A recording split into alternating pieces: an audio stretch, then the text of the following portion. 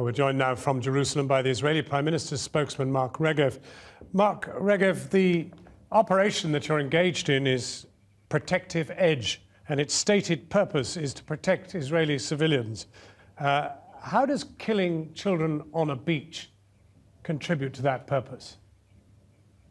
Well, it doesn't. You have sophisticated ships offshore there with some of the best and most forensic sighting and visual capacity. It's pretty hard to confuse boys running around with a ball on a beach. Well, let me be clear here. The story with these 4 boys is a tragedy. You can't look at those pictures and not be moved. But let's be clear. The Israeli military does not target civilians. It does not target children. And I don't believe the person who, if it was an Israeli, who fired and killed those 4 boys knew that they were children. The number of children killed so far has reached somewhere around 50, and the vast majority of all the people who've died are civilians. We get to our second incident today, where our own correspondent witnessed yet another shell coming in from the sea and hitting 3 boys, one of whom escaped actual injury, was merely shell-shocked. The father was injured. The 2 boys were injured. More civilians, more sighting, more error.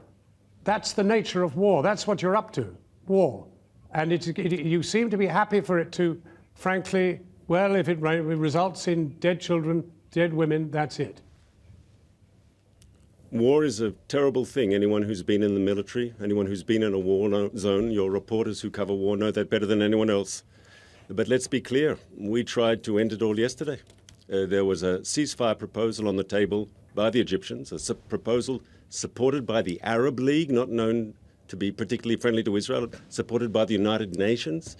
We supported that ceasefire proposal. We ceased all our operations against terrorist targets in Gaza for some 6 hours. And the reason the conflict is continuing today and tonight as we speak is because Hamas said no to that ceasefire proposal. Hamas, in both word, they rejected it, and indeed they continued firing rockets at our people, barraging our cities. So well, I think the people of Gaza are angry. Version here is that they were never spoken to about this, because, of course, the Egyptians won't speak to them precisely because they see them as allied with the Muslim Brotherhood, whose people they've locked up in their thousands in their jails. Hamas had an opportunity for a ceasefire. Let's be clear, and I'm sure your reporters will verify everything I'm about to say. They announced the ceasefire at 10 p.m. local time. We had 11 hours to get ready for the ceasefire. It was all public. Israel, the Security Cabinet, met first thing in the morning, and we agreed to the ceasefire. We ceased all hostile activity, and we actually, almost for 7 hours, though Hamas rockets continued to rain in on our cities, we did not respond because we thought maybe Hamas needs a bit of time to get its act together, to enforce the ceasefire, but they nevertheless chose to reject a UN Arab League-sponsored proposal for a ceasefire. What does that mean? Is the Arab League working for Israel? Let's be serious for a moment here. Well, let's be serious and move on from children to geriatrics and to people with paralysis, lying in a hospital at 3:30 in the morning, the El Wafa Hospital. What was the point of bombing the El Wafa Hospital, for goodness sake? Unless I misheard, and maybe it's a different hospital, but your reporter said he was interviewing one of the medical staff and he heard outgoing rockets from the immediate vicinity. No, that was a different hospital, I'm afraid. That was a different hospital. No, but yes, but I think I understand. I said that. It could be not the same hospital. I said that. But that shows the dilemma Israel is facing. Hamas is a brutal terrorist organization that has no qualms whatsoever about shooting rockets into Israel from hospitals, schools, mosques, the middle of civilian neighborhoods. We had 100 rockets today on our cities.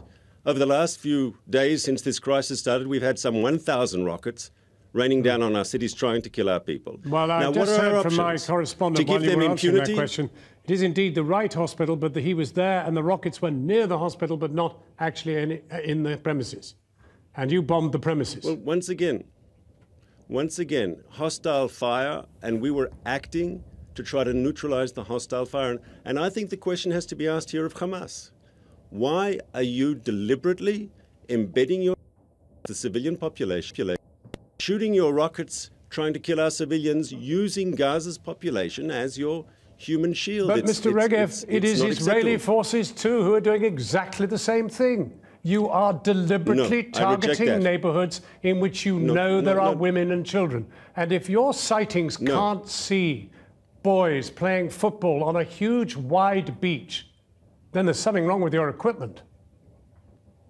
Well, let's be clear here. If you want to go back to the beach, one of the reporters, who I've read all the material that's come out, actually said he thought when he heard the explosion, it was outgoing rockets. And of course, it wasn't in the end, but that just shows that he knows that Hamas is using these urban areas where civilians are living their lives to shoot at us. Now, what's our dilemma? And I hope you'll let me answer this question.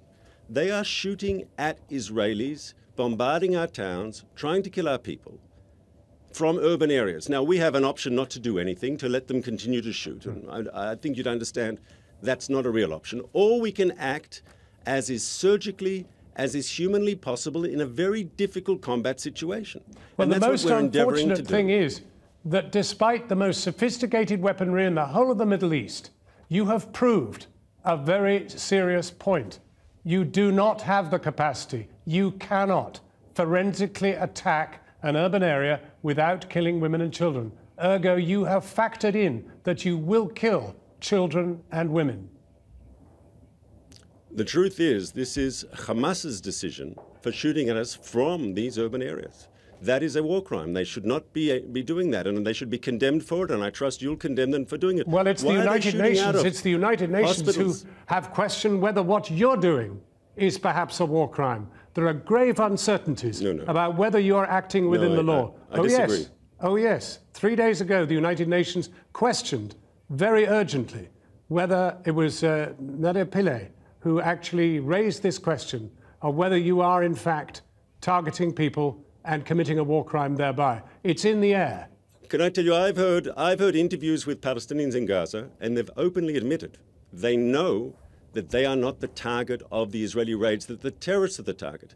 You had earlier in your piece, and I think it says a lot, and once again, my source here is Channel 4 News. You said that the Israelis were distributing leaflets that this area will become a combat zone and advising people to leave, and Hamas telling them, no, don't leave, stay, be a human shield for our rockets.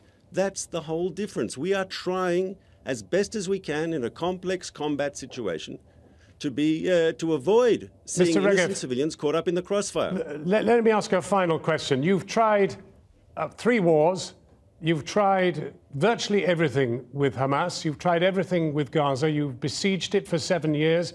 The people live an intolerable and ghastly life, and you know that better than anybody. Why don't you try one other thing? Talking. Why not talk? Why not be brave and talk directly with them? Why not? But, John, that's exactly what happened yesterday. You talked directly with them? You did not. You did not speak to them. You did not speak to them, and the Egyptians, who were the negotiators, did not speak to them. That is not speaking to Hamas. Why won't you speak with Hamas directly? First of all, you haven't got the courage. I'm not sure. No, I'm not sure that's said.